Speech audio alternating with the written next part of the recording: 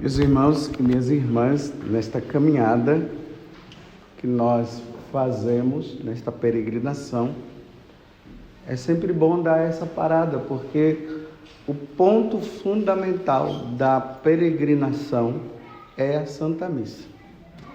Aqui está o ponto, onde Deus ele nos guia, ele nos orienta, ele nos fala, ele diz como é que nós devemos seguir, qual o rumo que nós devemos tomar. Hoje Jesus está falando de uma questão muito importante para todos nós. Ele está falando do reino de Deus. Esse reino de Deus, ele pode começar aqui, mas o reino de Deus, ele já está lá no céu.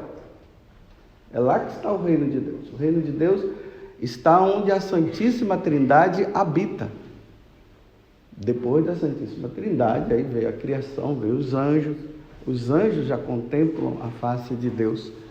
E, em seguida, já existe também, isso é, graças a Deus, a Igreja Católica deixa isso bem claro para nós. Já tem outros que já estão lá no céu. Aqueles santos de devoção que nós temos, como aqueles também que a igreja não canonizou, mas que levaram uma vida santa e estão lá. E é sempre importante perceber uma coisa, que quando se fala de nós, quem está lá é a nossa alma. Só Nossa Senhora, que está em corpo e alma, e Jesus, que quando ele se encarnou no meio de nós, ele veio, o Verbo divino se encarnou e habitou no meio de nós. Ele também está com o seu corpo, está com a sua alma. Jesus também está lá. Então Deus é espírito. O Pai não tem corpo. O Espírito Santo não tem corpo. Jesus tem. E Nossa Senhora, quando ela foi assunta ao céu, por ela ser pura e santa, o corpo dela não podia passar pela decomposição, não podia se corromper, porque o corpo dela é imaculado, é a Imaculada Conceição, como nós vimos também na peregrinação. Então o corpo dela foi em corpo e alma, e ela está no céu. Santo Antônio, Santa Teresinha, para o beneditino aqui não ficar meio ciumado, São Bento. São Bento, a alma dele está lá. O corpo foi colocado no cemitério e está aguardando o dia do juízo universal. Existe o juízo particular, quando nós morremos. Aí na carta aos Hebreus deixa isso bem claro. Hebreus 9, 27, o nosso corpo imediatamente, a nossa alma, ela vai diante de Deus e é julgada. Se nós levamos uma vida santa, com virtudes heróicas, direto para o céu. Se morreu ainda com os resquícios de pecados veniais, aí vai para o purgatório, mas está salvo. Indo para o purgatório, depois vai para o céu. E aí é lamentável aqueles que morrerem em estado de pecado mortal. Aí o Catecismo da Igreja deixa isso bem claro. Vai direto para o inferno. E nós não queremos ir para lá. Então, esse reino de Deus, que é o que eu estou falando aqui agora, aonde Deus habita, nós precisamos aspirar, nós precisamos desejar. Essa caminhada, essa peregrinação que nós estamos fazendo é para alimentar um desejo maior. Porque, às vezes, o que é que acontece? Nós vamos caminhando, nós vamos esfriando. E quando nós vamos tocando nesses lugares santos, não sei se vocês estão fazendo santuários marianos, né? Porque aqui tem um grupo que é diferente do nosso. Houve uma união entre os dois grupos. Estou falando assim porque está gravando a homilia. Então nós estamos fazendo os marianos, vocês estão fazendo outro. Mas em todos esses lugares, sempre deve existir alguma coisa que nos aponta para o céu. Tem que ter algo. Não é se maravilhar apenas com as coisas que são desse mundo, né? Aí passa lá, nossa, Torre Eiffel, que coisa linda, e tira foto e tal, tá ótimo. A Torre Eiffel é maravilhosa, bonita, mas nós temos que entender que existe algo que está acima da Torre Eiffel e que nós precisamos aspirar muito mais do que a Torre Eiffel. É Jesus, é Deus, é a Santíssima Trindade. Então esses lugares vão nos tocando e vai alimentando em nós um desejo maior pelo céu, como a Gospa, quando apareceu aqui. Aí foi perguntado sobre se tinha um parente de uma pessoa que estava lá, e disse, não, está no céu. Que bonito saber, né? Que bonito saber que o padre, como é que é o nome dele? O padre eslávico, quando pergunta onde é que ele foi para o céu, está aqui, está feliz, está comigo, meu Deus do céu. Essa felicidade que nunca vai ser tirada mais dele. E essa felicidade que existe aqui na terra, que é inconstante. Então nós temos uma preferência agora entre a felicidade que é inconstante ou por aquela que é constante. Essa nós precisamos desejar. Aí no Evangelho, Jesus está dizendo o seguinte, que o reino do céu é como aquela semente ali que é colocada e ela vai crescendo,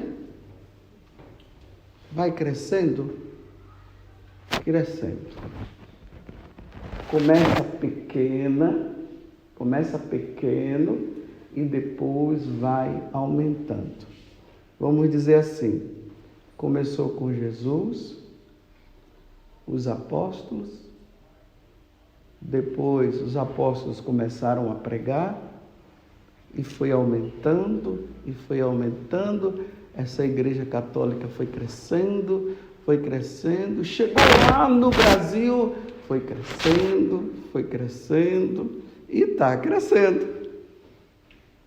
E ela vai crescendo a partir da via oral. Um vai contando por outro, e as pessoas vão sendo tocadas, elas vão sendo batizadas e vai crescendo. Hoje de manhã, lá no café da manhã, uma pessoa dizia que quando nós estávamos subindo ontem para rezar o texto naquele lugar da aparição, tinha um casal com 4 filhos e ali estava a mãe dando tipo uma catequese para os filhos, falando de Nossa Senhora, falando de Deus, os meninos tudo atento. Olha, aquela família começou com o casal, agora os filhos, os casais são católicos, aí agora os filhos vão aprendendo, aí os filhos vão crescendo, aí eles se casam, aí vai passando para os filhos, e a igreja vai crescendo, o reino de Deus vai crescendo aqui e vai crescendo lá. Esse reino de Deus que também está começando aqui, ele não pode ser interrompido. As forças do mal estão fazendo de tudo para que o reino de Deus não cresça lá. Vocês estão entendendo? Quando vocês, pais, deixam de falar de Deus para os seus filhos, deixam de batizar os seus filhos, vocês estão contribuindo para que esses filhos que Deus quer, porque não fiquem enciumados assim não, mas os filhos que você tem não são de vocês, é de Deus. E Deus deixou na mão de vocês, para vocês cuidarem. Aí vocês trazem os filhos para esse mundo, nós sacerdotes. Pelo batismo nós colocamos eles lá. É um trabalho de equipe. Por isso que esse reino não pode ser interrompido. Por isso que os casais, eles precisam cada vez mais contribuírem. E não pode, como dizia São João Paulo II, vocês casais não podem ter medo de ter filhos. Porque a missão de vocês é essa. Deus não vai dar filhos assim, fazendo mágica. Ele precisa do casal. E vocês veem que há hoje uma investida muito grande para que vocês não tenham filhos. Aí só quer um. Não, 2, tá bom. Aí você sabe, né? A mídia é que diz para vocês o número de filhos que vocês devem ter. E quem deve dizer é Deus. Porque no dia que vocês casaram, no dia do casamento, nós, sacerdotes, fizemos uma pergunta. Vocês estão dispostos a receber os filhos que Deus vos der? Olha, os filhos que Deus vos der, não é os filhos que vocês planejam ter? Aí vocês disseram sim. E educá-los na lei de Deus e da igreja, qual é a igreja? Católica. Vocês estão dispostos? Sim. Aí a mídia disse que não, e vocês tem muitos que estão obedecendo à mídia. Com essa história de que, olha, o mundo está ficando, tem muita gente no mundo, aí eu fico dizendo, nossa, então tem que diminuir, né? Eu acho que vai ter que diminuir, sabe por quê? Porque a terra está ficando pesada. Aí se habitar muito, se tiver muitos filhos, vai ficar pesada, ela vai cair. Aonde? Eu não sei.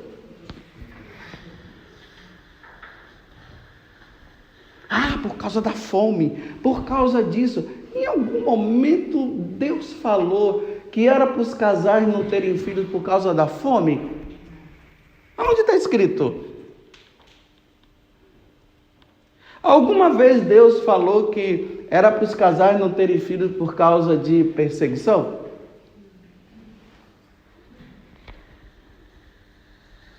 Alguma vez Deus falou que não era para ter filho por causa da pandemia?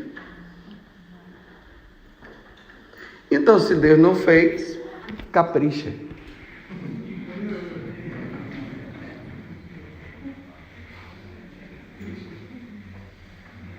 Porque Deus precisa de filhos no céu.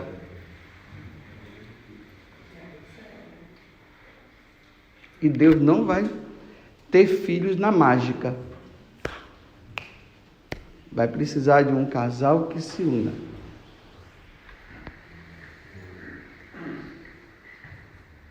Às vezes eu fico pensando, meu Deus do céu. E aqueles casais que disseram assim, chega. E Deus disse, não. Eles disseram, chega. E Deus disse, não. Eles disseram, chega.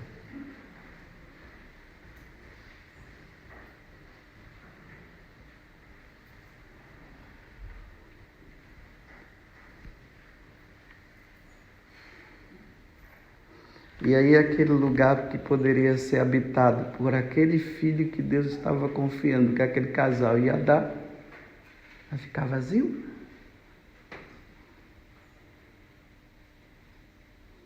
Não pode ficar vazio.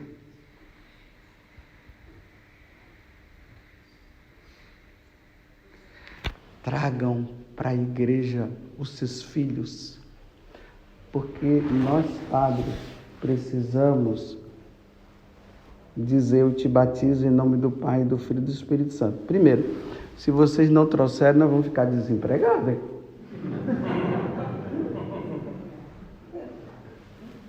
E não dá para nós, padres, ficarmos desempregados. Só ganhando o saláriozinho de vocês, assim, do trabalho, que são vocês que nos ajudam, sem fazer nada. Aí vocês trazem.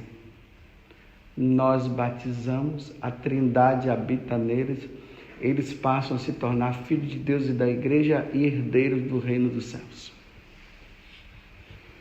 E aí a igreja vai crescendo aqui, o reino de Deus vai crescendo aqui, e o reino de Deus vai crescendo lá. Vocês entenderam? Por isso que a primeira leitura está falando do casal. Não dá para ficar brigando, não. Um tem que respeitar o outro e tem que amar o outro. Para que haja essa cumplicidade entre os dois. Que hoje parece que ter filho virou chacota. Para o judeu, o casal que tem filho é sinal de bênção. Por isso que era um sofrimento para Ana. Você lembra de Ana lá que gerou Samuel? Para ela era uma humilhação chegar. Ela foi para Deus e ficou: meu Deus, por favor, me dá. O Senhor não vai me dar, não. Eu já não aguento mais. Hoje, a infertilidade virou virtude. E a fertilidade não, é pecado. Nossa, mais um. Por que mais um? E enchendo a casa de cachorro, de gato. E cuidando de gato, e cuidando de cachorro, e não sei o quê. Não sou contra os animais, eu estou dizendo que há uma coisa aí que não está muito bem, não. O reino de Deus não vai ser habitado por animais, vai ser habitado por gente. Ou vocês não sabem que a alma do animal, ela morre e desaparece quando ele morre. E a alma do ser humano é eterna. A alma não morre, ela é eterna.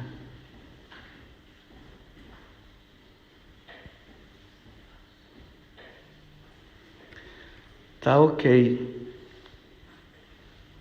Que a gospa, ela interceda por essa igreja que não pode ser interrompida na sua missão. Não pode. Evangelizem, falem de Deus, e aqui eu termino. Nós estamos vivendo uma fase de decisão lá no Brasil, de decisão.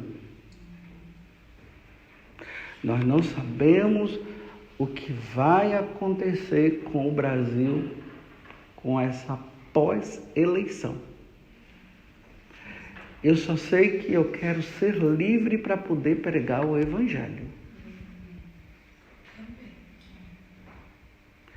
E vocês precisam ser livres para catequizar os seus filhos, como aquele casal que estava catequizando lá.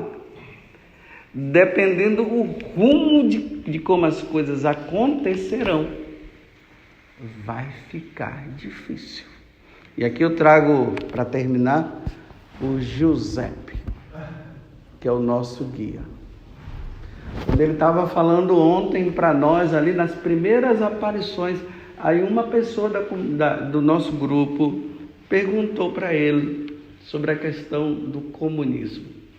Porque quando Nossa Senhora apareceu aqui, nós estamos aonde? Em Medjugorje. Quando Nossa Senhora apareceu aqui, o comunismo estava aqui. E os meninos tiveram dificuldade de levar a mensagem ao reino de Deus. Por causa de quem? Dos comunistas.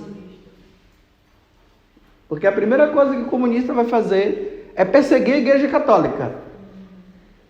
Não vai ter peregrinação mais não, viu? A primeira coisa que fazem. Nós três aqui estamos fritos.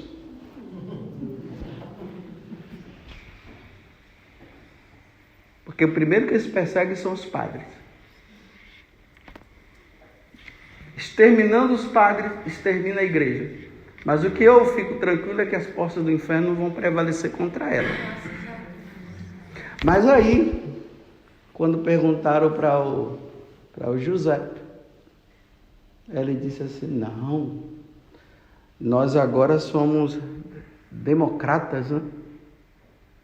Nós não somos, o comunismo não está mais aqui. Aí sabe o que foi que ele fez?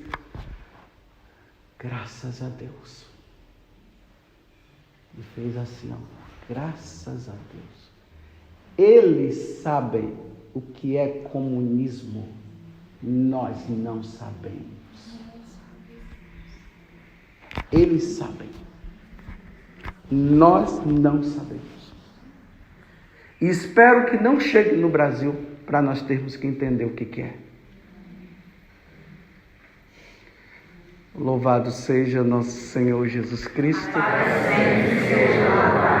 e a nossa Mãe Maria Santíssima.